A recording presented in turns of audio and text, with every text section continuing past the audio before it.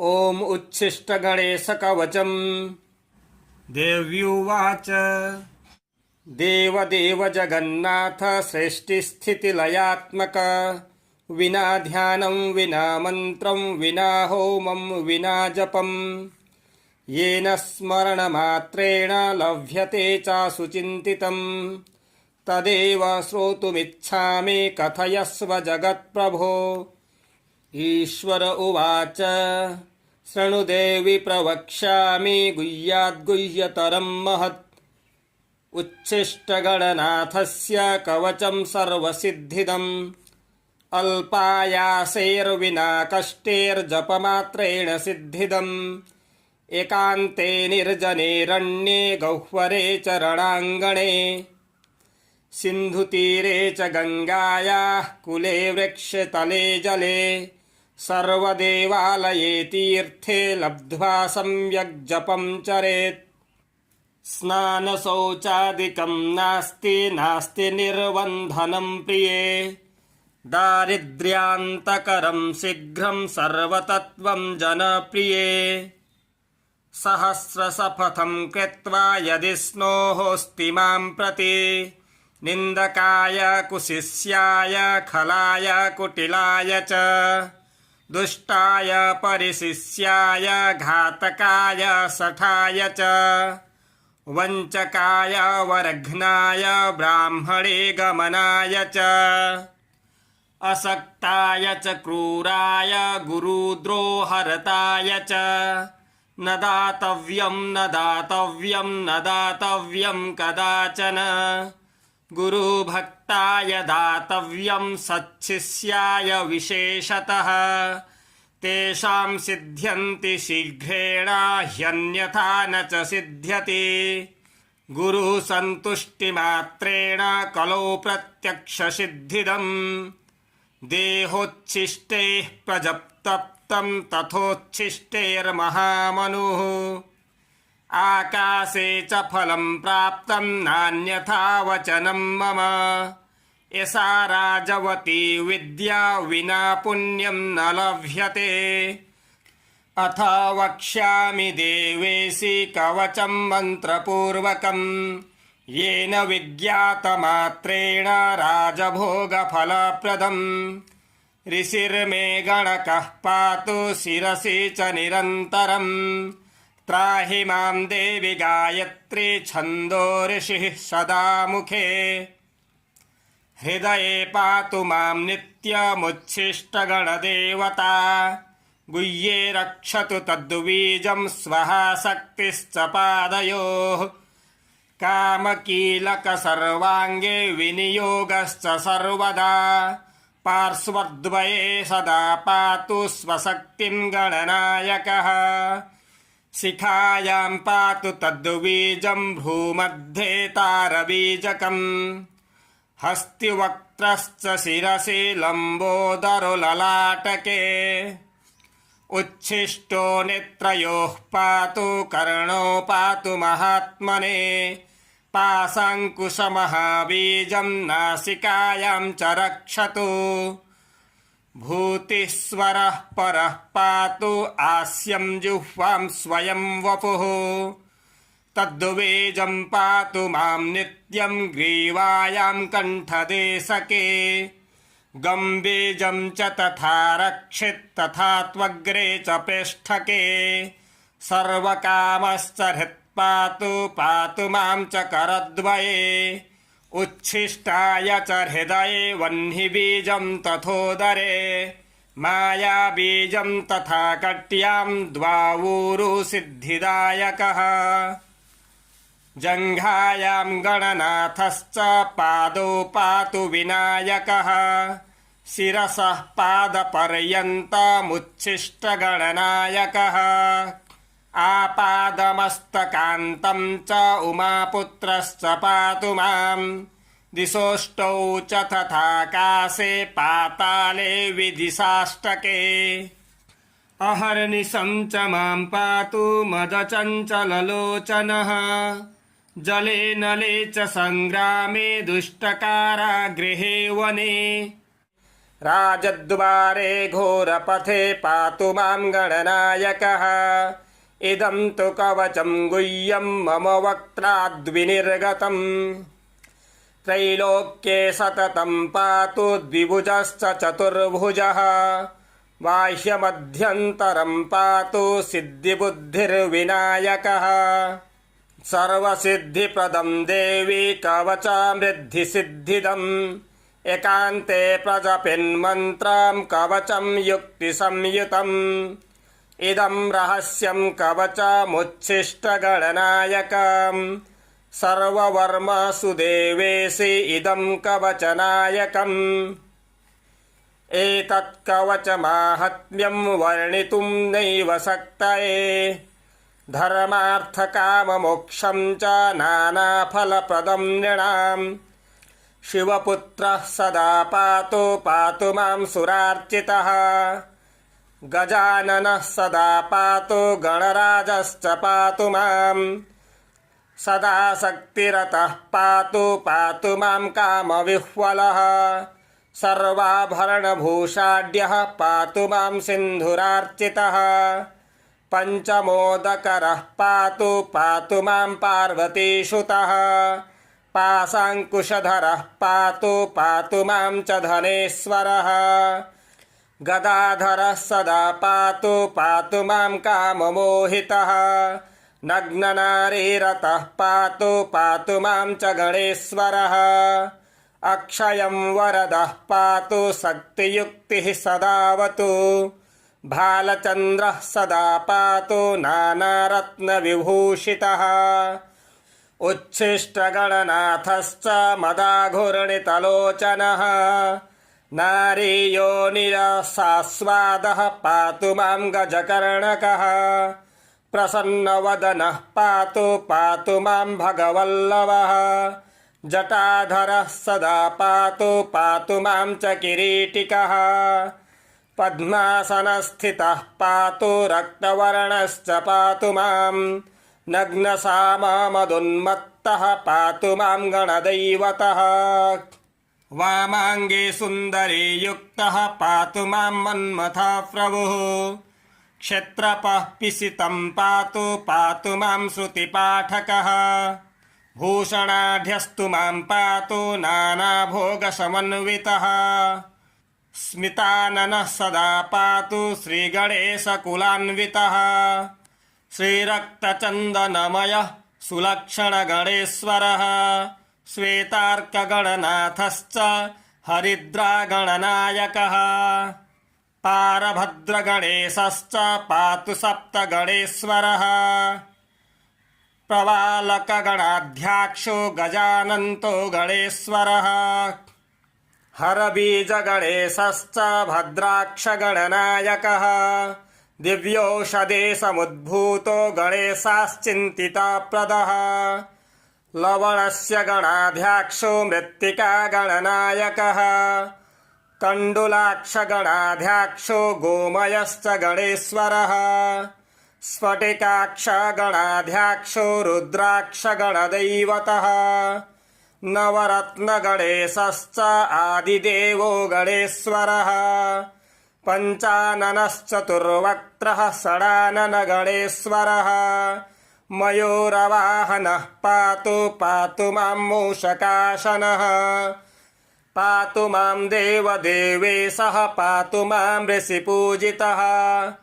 पातु मां सर्वदा देवो देवदानवपूजितः त्रैलोक्यपूजितो देवः पातु मां च विभुः प्रभुः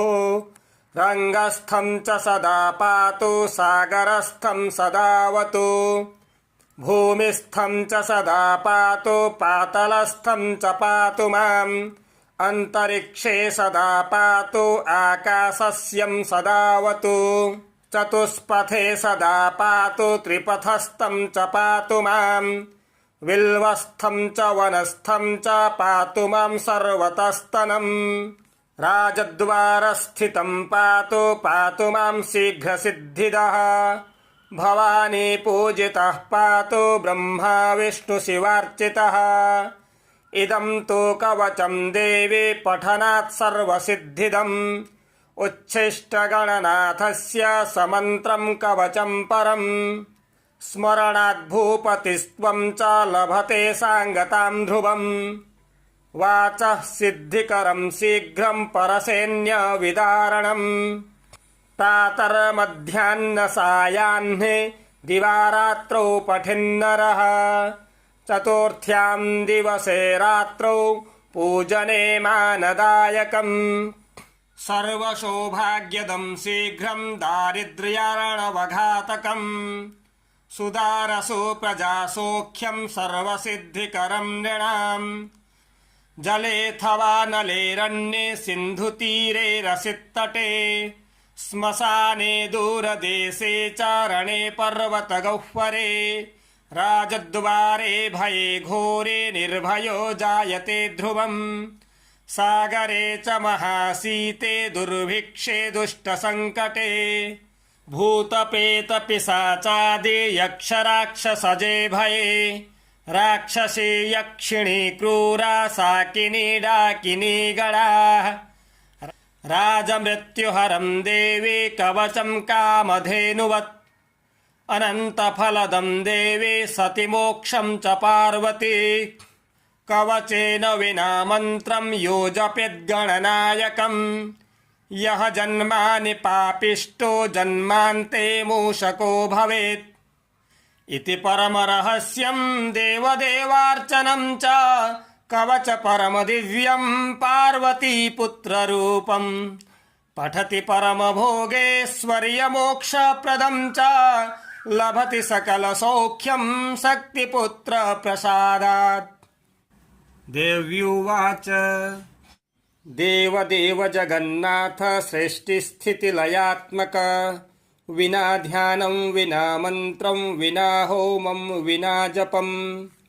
येन स्मरणमात्रेण लभ्यते चासुचिन्तितं तदेव श्रोतुमिच्छामि कथयस्व जगत्प्रभो।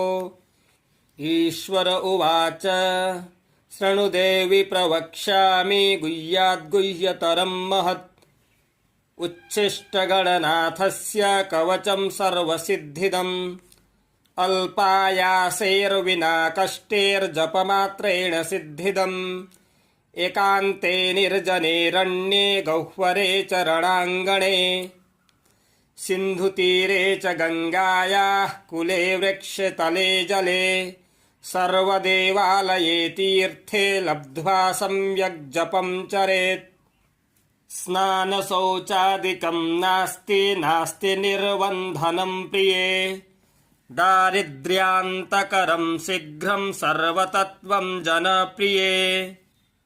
सहस्रशपथं कृत्वा यदि स्नोहोऽस्ति मां प्रति निन्दकाय कुशिष्याय खलाय कुटिलाय च दुष्टाय परिशिष्याय घातकाय शठाय च वञ्चकाय वरघ्नाय ब्राह्मणे गमनाय च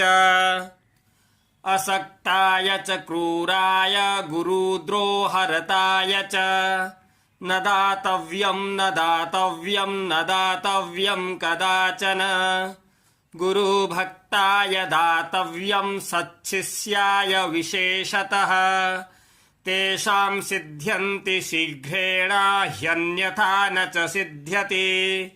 गुरुसन्तुष्टिमात्रेण कलौ प्रत्यक्षसिद्धिदम् देहोच्छिष्टैः प्रजप्तप्तं तथोच्छिष्टैर्महामनुः आकाशे च फलं प्राप्तं नान्यथा वचनं मम एषा राजवती विद्या विना पुण्यं न लभ्यते अथ वक्ष्यामि देवेशि कवचं मन्त्रपूर्वकम् येन विज्ञातमात्रेण राजभोगफलप्रदम् ऋषिर्मे गणकः पातु शिरसि च निरन्तरम् त्राहि मां देवि गायत्री छन्दो ऋषिः सदा मुखे हृदये पातु मां नित्यमुच्छिष्टगणदेवता गुह्ये रक्षतु तद्बीजं स्वः शक्तिश्च पादयोः कामकीलक सर्वाङ्गे विनियोगश्च सर्वदा पार्श्वद्वये सदा पातु स्वशक्तिं गणनायकः शिखायां पातु तद्बीजं भ्रूमध्ये तारबीजकम् हस्तिवक्त्रश्च शिरसि लम्बोदरो ललाटके उच्छिष्टो नेत्रयोः पातु कर्णो पातु महात्मने पाशाङ्कुशमहाबीजं नासिकायां च रक्षतु भूतिस्वरः परः पातु आस्यं जिह्वां स्वयं वपुः तद्बीजं पातु मां नित्यं ग्रीवायां कण्ठदेशके गम्बीजं च तथा रक्षित् तथा त्वग्रे च पेष्ठके सर्वकामश्च हृत्पातु पातु मां च करद्वये उच्छिष्टाय च हृदये वह्निबीजं तथोदरे मायाबीजं तथा कट्यां द्वावूरु सिद्धिदायकः जङ्घायां गणनाथश्च पादौ पातु विनायकः शिरसः पादपर्यन्तमुच्छिष्टगणनायकः आपादमस्तकान्तं च उमापुत्रश्च पातु मां दिशोष्टौ च तथाकाशे पाताले विदिशाष्टके अहर्निशं च मां पातु मदचञ्चललोचनः जले नले च सङ्ग्रामे दुष्टकारागृहे वने राजद्वारे घोरपथे पातु मां गणनायकः इदं तु कवचं गुह्यं मम वक्त्राद्विनिर्गतम् त्रैलोक्ये सततं पातु द्विभुजश्च चतुर्भुजः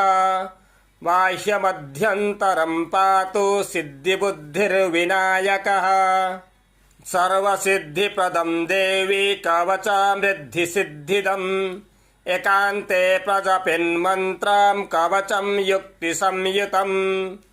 इदं रहस्यं कवचमुच्छिष्टगणनायकम्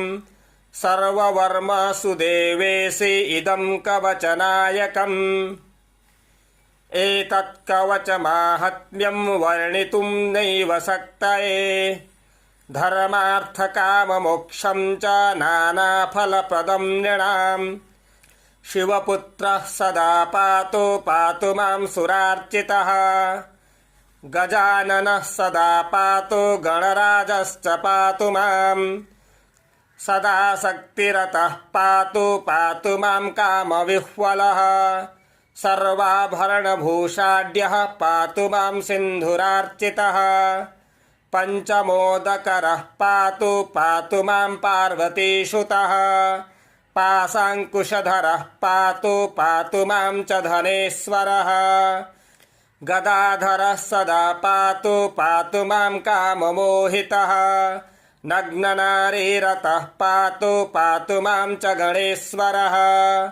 अक्षयं वरदः पातु शक्तियुक्तिः सदावतु भालचन्द्रः सदा पातु नानारत्नविभूषितः उच्छिष्टगणनाथश्च मदाघूर्णितलोचनः नारीयोनिरसास्वादः पातु मां गजकर्णकः प्रसन्नवदनः पातु मां भगवल्लभः जटाधरः सदा पातु मां च किरीटिकः पद्मासनस्थितः पातु रक्तवर्णश्च पातु मां नग्नसाममदुन्मत्तः पातु मां गणदैवतः वामाङ्गे सुन्दरी युक्तः पातु मां मन्मथः प्रभुः क्षत्रपः पिसितं पातु मां श्रुतिपाठकः भूषणाढ्यस्तु मां पातु नानाभोगसमन्वितः स्मिताननः सदा पातु श्रीगणेशकुलान्वितः श्रीरक्तचन्दनमयः सुलक्षणगणेश्वरः श्वेतार्कगणनाथश्च हरिद्रागणनायकः पारभद्रगणेशश्च पातु सप्तगणेश्वरः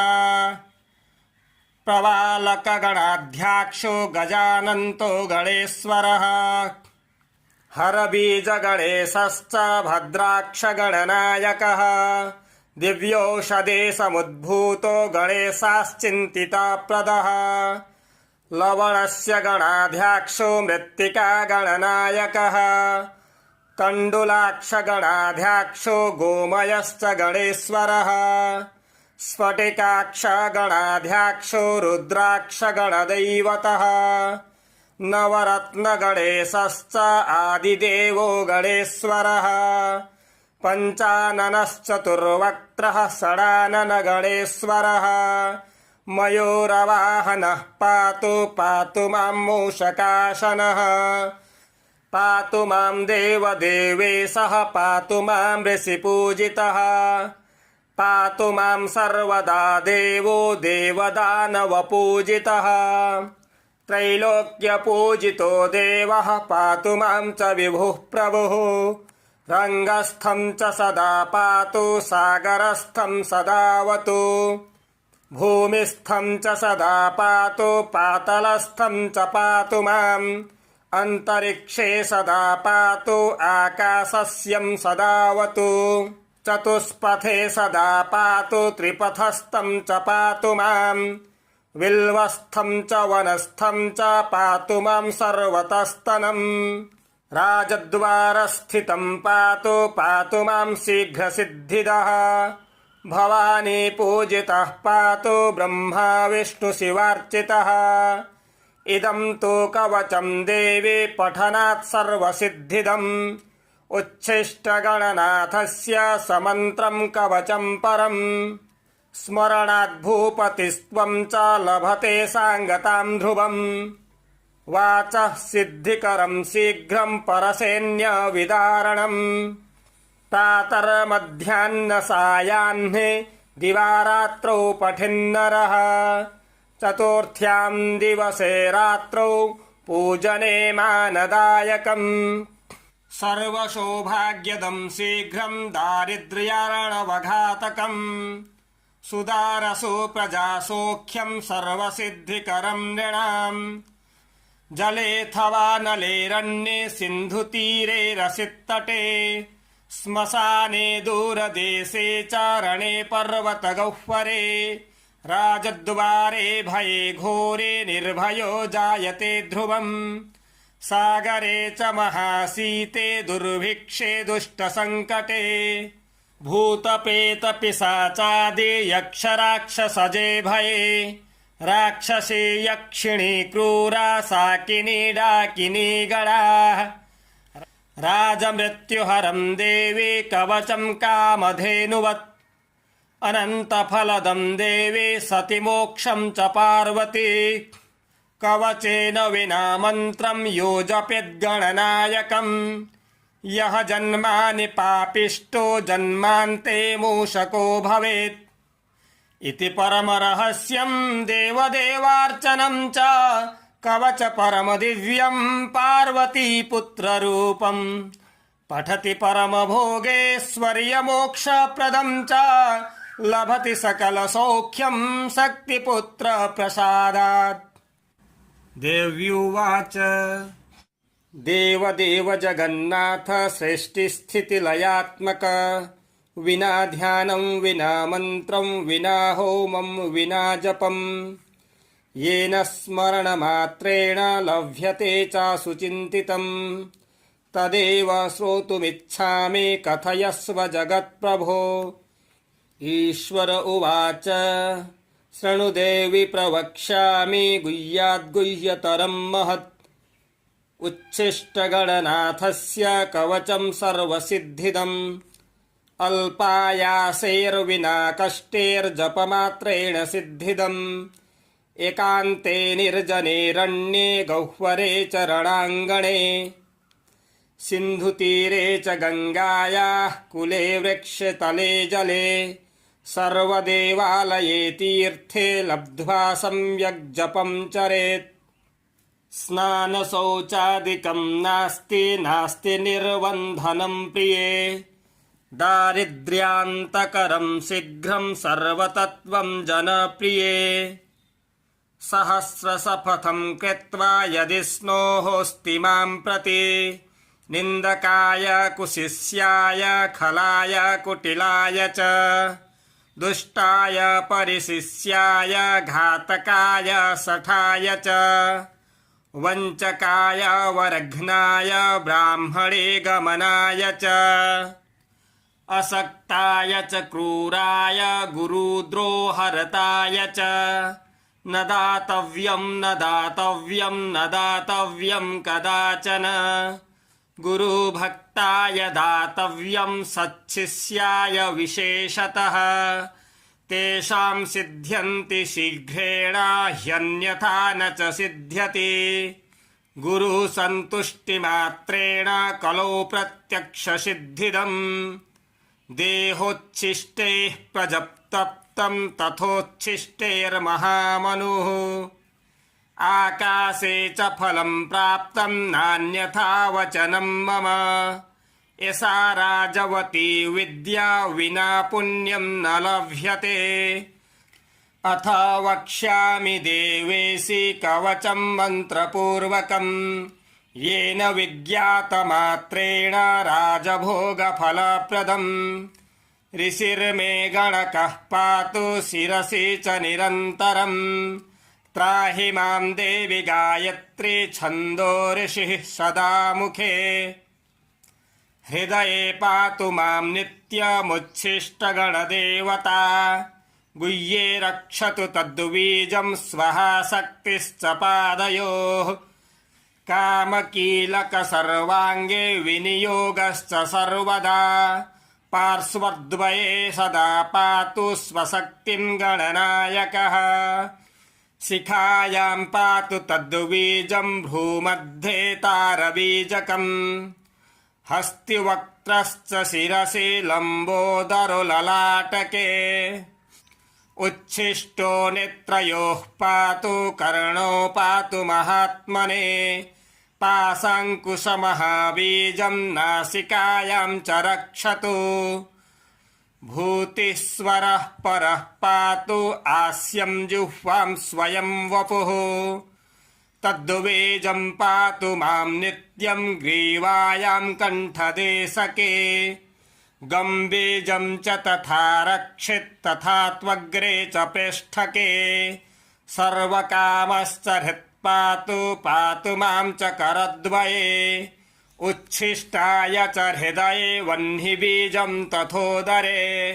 मायाबीजं तथा कट्यां द्वावूरु सिद्धिदायकः जङ्घायां गणनाथश्च पादौ पातु विनायकः शिरसः पादपर्यन्तमुच्छिष्टगणनायकः आपादमस्तकान्तं च उमापुत्रश्च पातु मां दिशोष्टौ च तथाकाशे पाताले विदिशाष्टके अहर्निशं च मां पातु मदचञ्चललोचनः जले नले च सङ्ग्रामे दुष्टकारागृहे वने राजद्वारे घोरपथे पातु मां गणनायकः इदं तु कवचं गुह्यं मम वक्त्राद्विनिर्गतम् त्रैलोक्ये सततं पातु द्विभुजश्च चतुर्भुजः बाह्यमध्यन्तरं पातु सिद्धिबुद्धिर्विनायकः सर्वसिद्धिप्रदं देवी कवचामृद्धिसिद्धिदम् एकान्ते प्रजपिन्मन्त्रं कवचं युक्तिसंयुतम् इदं रहस्यं कवचमुच्छिष्टगणनायकम् सर्ववर्मसु देवेशि इदं कवचनायकम् एतत् कवचमाहात्म्यं वर्णितुं नैव शक्तये धर्मार्थकाममोक्षं च नानाफलप्रदं नृणाम् शिवपुत्रः सदा पातु मां सुरार्चितः गजाननः सदा पातु गणराजश्च पातु मां सदा शक्तिरतः पातु मां कामविह्वलः सर्वाभरणभूषाढ्यः पातु मां सिन्धुरार्चितः पञ्चमोदकरः पातु पातु मां पार्वतीसुतः पाशाङ्कुशधरः पातु पातु मां च धनेश्वरः गदाधरः सदा पातु पातु मां काममोहितः नग्ननारीरतः पातु पातु मां च गणेश्वरः अक्षयं वरदः पातु शक्तियुक्तिः सदावतु भालचन्द्रः सदा पातु नानारत्नविभूषितः उच्छिष्टगणनाथश्च मदाघूर्णितलोचनः नारीयोनिरसास्वादः पातु मां गजकर्णकः प्रसन्नवदनः पातु पातु मां भगवल्लभः जटाधरः सदा पातु पातु मां च किरीटिकः पद्मासनस्थितः पातु रक्तवर्णश्च पातु मां नग्नसामामदुन्मत्तः पातु मां गणदैवतः वामाङ्गे सुन्दरी युक्तः पातु मां मन्मथः प्रभुः क्षत्रपः पिसितं पातु पातु मां श्रुतिपाठकः भूषणाढ्यस्तु मां पातु नानाभोगसमन्वितः स्मिताननः सदा पातु श्रीगणेशकुलान्वितः श्रीरक्तचन्दनमयः सुलक्षणगणेश्वरः श्वेतार्कगणनाथश्च हरिद्रागणनायकः पारभद्रगणेशश्च पातु सप्तगणेश्वरः प्रवालकगणाध्यक्षो गजानन्तो गणेश्वरः हरबीजगणेशश्च भद्राक्षगणनायकः दिव्यौषधे समुद्भूतो गणेशाश्चिन्तिताप्रदः लवणस्य गणाध्यक्षो मृत्तिकागणनायकः तण्डुलाक्षगणाध्यक्षो गोमयश्च गणेश्वरः स्फटिकाक्षगणाध्यक्षो रुद्राक्षगणदैवतः नवरत्नगणेशश्च आदिदेवो गणेश्वरः पञ्चाननश्चतुर्वक्त्रः षडाननगणेश्वरः मयूरवाहनः पातु पातु मां मूषकासनः